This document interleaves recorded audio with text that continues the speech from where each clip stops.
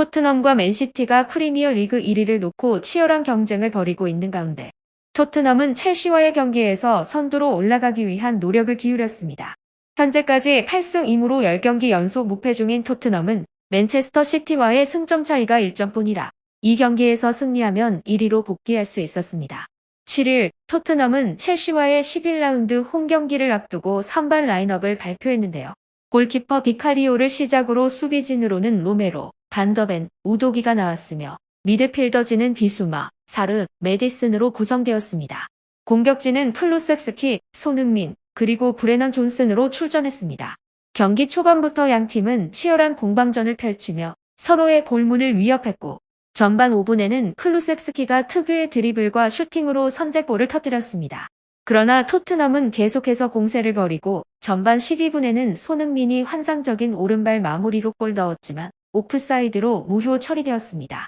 그럼에도 불구하고 현지 팬들은 손흥민의 능력을 칭찬하며 손흥민은 공을 받자마자 골을 넣을 수 있는 선수라는 반응을 보였습니다. 그러나 토트넘이 선제골을 넣었음에도 첼시는 전혀 주저앉지 않고 토트넘을 밀어붙였습니다.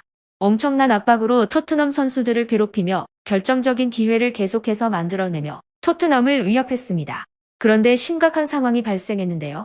로메로는 페널티 박스 안에서 지나치게 과격한 수비로 페널티킥을 헌납하고 퇴장당했습니다. 로메로의 퇴장 이후 에릭 다이어가 그 자리를 대신하며 첼시는 페널티킥을 통해 동점골을 성공시켰습니다.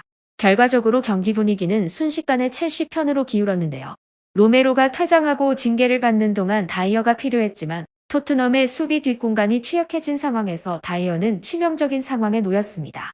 게다가 반더벤이 햄스트링 부상으로 교체되고 메디슨까지 발목 부상으로 교체되면서 토트넘은 핵심 선수들의 손실로 전략을 재조정해야 했습니다.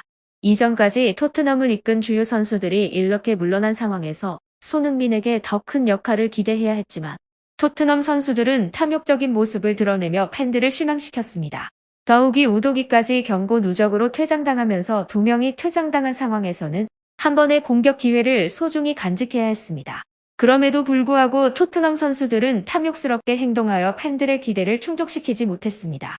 특히 손흥민의 상황을 고려하지 않고 패스를 놓친 메디슨의 일면이 논란의 중심에 있습니다. 결정적인 공격 기회에서 메디슨이 중앙에서 공을 확보하고 손흥민이 최상의 위치로 이동하여 패스 기회를 만들었습니다.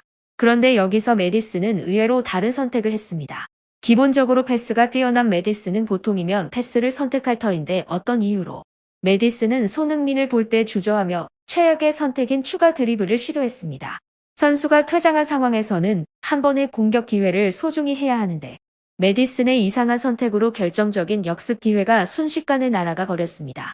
더욱이 이 문제는 여기서 끝나지 않았습니다.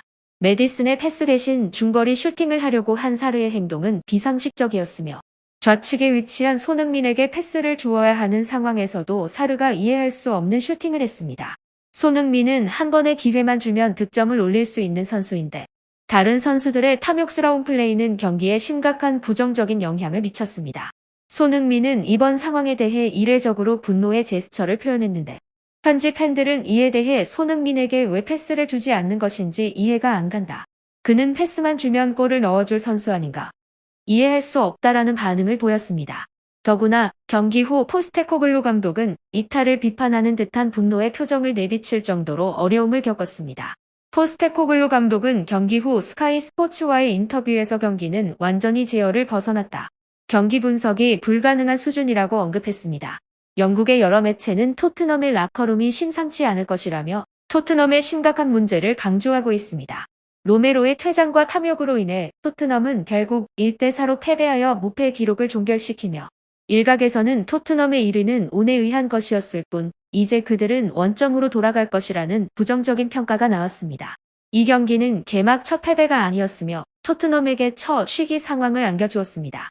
이전까지 토트넘의 개막 후 성적은 감격스럽고 캡틴 손흥민의 최전방 역할과 에느 포스테코글루 감독의 전략이 돋보였습니다. 그리고 프리미어 리그 개막 후 10경기 무패로 역대급 성적을 달성했었습니다. 현지 매체들은 토트넘의 우승 가능성을 논의하기도 했지만 이번 11라운드에서 결정적인 위기가 찾아왔습니다. 오늘의 경기에서 4개의 실점은 큰 문제가 아니었지만 더 큰 문제는 부상과 퇴장이 발생했다는 점입니다. 선수들의 탐욕 문제도 살펴보며 토트넘은 연패 위기에 처한 상황입니다. 특히 2명의 센터백이 결장한 것은 충격적이었으며 경기를 다시 되짚어보면 전반 33분에 크리스티안 로메로가 퇴장당한 순간이 있었습니다. 전반 27분에서 모이세스 카이세도의 골을 다시 검토하다가 파울이 판정되고 페널티 박스 안에서 엔조 페르난데스를 넘어뜨린 장면을 주심이 보자마자 레드카드를 꺼냈습니다. 그리고 전반 4분에는 미키 반더벤이 햄스트링 부상을 입었고 그 상황은 심각해 보였습니다. 반더벤은 힘겨운 걸음으로 나가려다가 결국 도움을 받아 그라운드를 빠져나가야 했습니다. 토트넘은 2명의 중앙 수비수 없이 울버햄튼 원더러스와의 원정 경기를 치러야 합니다. 울버햄튼전이 끝이 아닙니다. 로메로의 직접적인 퇴장으로 인해 나중에 징계가 내려질 가능성이 크고 게다가 반더벤의 복귀 일정은 미지수입니다. 로메로와 반더벤은 이번 시즌 11라운드까지 연단으로 경기에 나섰지만 이 조합은 이제 붕괴되었습니다.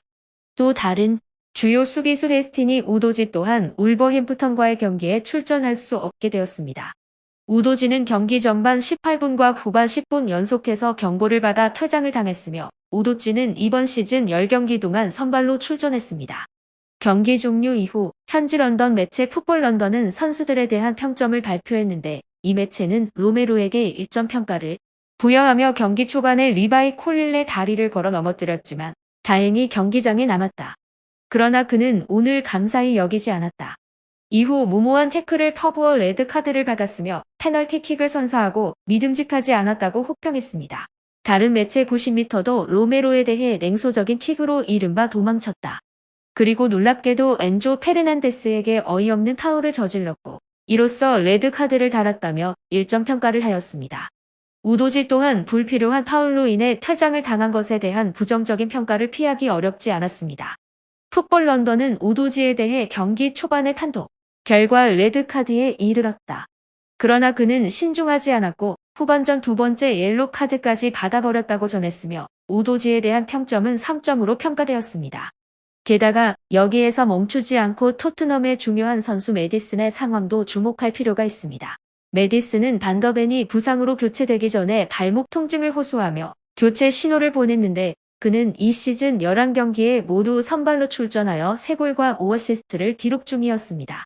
여기서 언급한 4명의 선수는 모두 팀의 공격과 수비에서 핵심적인 역할을 하고 있는데 이로 인해 토트넘이 이 시즌 엔제볼을 달성하는 것은 어려운 과제일 것으로 보입니다. 몇몇 전문가들은 현재 최고의 득점 능력을 지닌 손흥민조차도 이들의 결장으로 어려움을 겪을 수 있다고 예측하고 있습니다. 토트넘의 이 시즌은 화려하지만 로스터의 얇음이라는 약점도 갖고 있는데 이 문제는 단 한 경기만에 드러난 상황입니다. 앞으로는 포스테코글루 감독의 대응 방식이 토트넘의 미래를 결정할 것이며 그의 열정과 손흥민의 골 감각이 어려운 상황에서 토트넘을 구해낼 수 있는지 주목받고 있습니다.